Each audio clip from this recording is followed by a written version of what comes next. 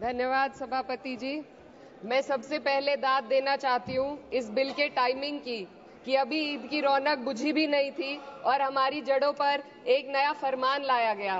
पहले उत्तर प्रदेश में मुसलमानों को नमाज पढ़ने पर रोक लगाई और फिर सौगात में ये बिल लाया गया। निसार में तेरी गलियों पे है वतन, जहाँ चली है रिवाजों गैर कि कोई ना सर उठाकर चल सके। मैं सभापति जी आपको ये बताना चाहती हूँ कि ईद के मौके पर एक विधवा महिला अपनी लड़की के साथ मेरे पास आई और उसने बताया कि वह एक वक्फ की प्रॉपर्टी में रहती है, वही उसके सर पर छत का काम भी करती है और उसकी रोजी रोटी भी वहीं से आती है। वो इस बिल को लेकर इतनी फिक्रमंद थी कि कहीं उससे वो उसकी संपत्ति ना छीन ली जाए। वो अकेली एक ऐसी महिला नहीं है, ऐसे लाखों लोग हैं जो वक्फ की गरीब महिलाएं जो वक्फ की संपत्ति से अपना रोजगार चला रहे हैं। और ये जो वक्फ बाय यूजर क्लॉज के हटाने से लाखों वक्फ की जायदाद अपना स्टेटस खो देंगी और लाखों लोग इसी तरीके के लोग सड़कों पर आ जाएंगे। वक्फ क्या है, वक्फ बाय यूजर क्या है?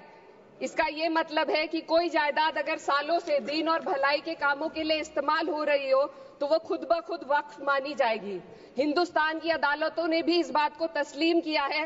वक्फ बाय यूजर सिर्फ वक्फ बोर्ड को ही मिली कोई खास सौगात नहीं है, ये बल्कि सभी अन्य धार्मिक ट्रस्टों को परंपरा और यूज के आधार पर बिना किसी डॉक्यूमेंटेशन के धार्मिक चरित्र को डिक्लेयर करने का राइट मिला हुआ है। भारत के संविधान के आर्टिकल 13 क्लॉज 3 में कस्टम और यूसेज को कानूनी वैधानिकता प्रदान करता है। इसी आर्टिकल से वक्फ बाय यूजर भी निकला गया है। इस बिल के कानून बनने पर वक्फ बोर्ड तो इस प्रोविजन से हाथ धो बैठेगा, लेकिन अन्य धार्मिक ट्रस्टों को यह सुविधा जारी रहेगी। इससे भारतीय संविधान के आर्टिकल 14 और 15 का सीधा उल्लंघन है, जो धर्म और जाति के आधार पर भेदभाव और कानून के सामने सभी की बराबरी पर जोर देता है। मैं इसके साथ ये भी कहना चाहती हूँ कि सत्ता के लोग जो एक दूसरे की पीठ थपथपा रहे हैं कि वक्फ बाय यूजर का जो अमेंडमेंट इन्होंने दिया उसको एक्सेप्ट कर लिया गया है, लेकिन इनकी शरारत यह है कि उसके साथ ही एक ऐसा प्रोवाइजो इसमें शामिल किया गया जिसके आधार पर यह कहा गया है कि अगर कोई भी वक्फ की संपत्ति विवादित हो तो वो अपना वक्फ स्टेटस खो देगी। तो जो अमेंडमेंट इन्होंने दिया है जिसको एक्सेप्ट कर लिया गया है उसका कोई मतलब नहीं है, ये इनकी नीयत है जो साफ जाहिर हो रही है। सोने पर सुहागा एक काम और किया है, सरकार ने वक्फ की कानून के सेक्शन 107 को हटाकर लिमिटेशन एक्ट में 12 साल तक ही किसी के खिलाफ अदालत में जाने का प्रोविजन है। सेक्शन 107 में बोर्ड को लिमिटेशन एक्ट से राहत मिली हुई थी। वक्फ बोर्ड कभी भी अवैध कब्जाधारियों के खिलाफ अदालत जा सकता था।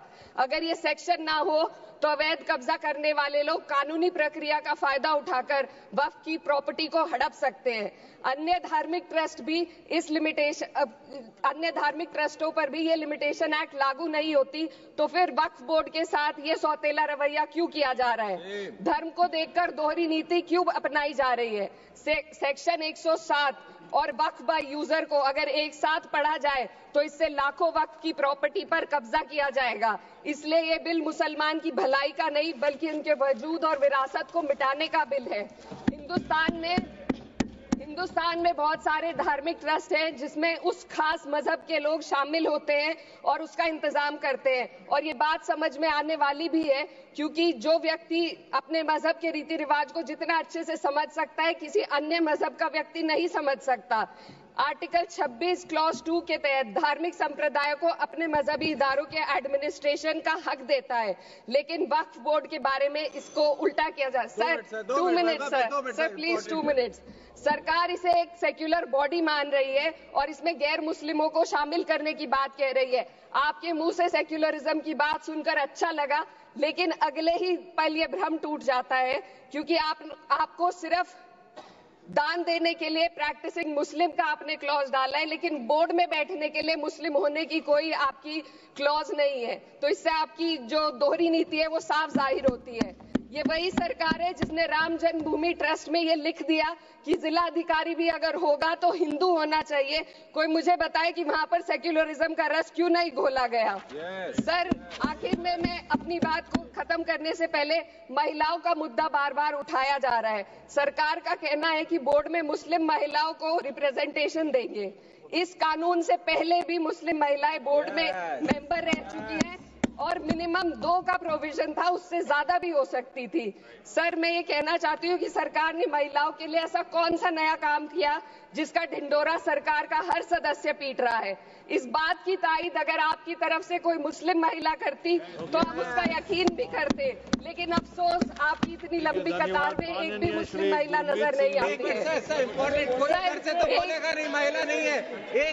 मैं खुद एक मुस्लिम महिला हूँ, मैं सिर्फ एक मैं माइनॉरिटी महिला हूँ। इस सदन में हम सिर्फ 2 महिलाएं हैं और उस नाते से मैं ये बात कहना चाहती हूँ कि इस बिल के माध्यम से मुस्लिम महिलाओं को कुछ नहीं मिल रहा है, ये हमें कुछ नहीं देना चाहते, सिर्फ टोकनिज्म हमारे नाम पर बनाकर एक नैरेटिव मीडिया में चलाना चाहते हैं। तो ये बिल मुसलमान की भलाई का नहीं, उनकी पहचान को मिटाने का है। सर, अंत में मैं बस यही कहना चाहती हूँ कि कागजों की कैद में बस नाम रह जाएंगे, वो जो हमारे थे सिर्फ दावे में रह जाएंगे। इस बिल के द्वारा मीठी ईद के जायके को कड़वा करना, यही असली सौगाते मोदी था। बहुत बहुत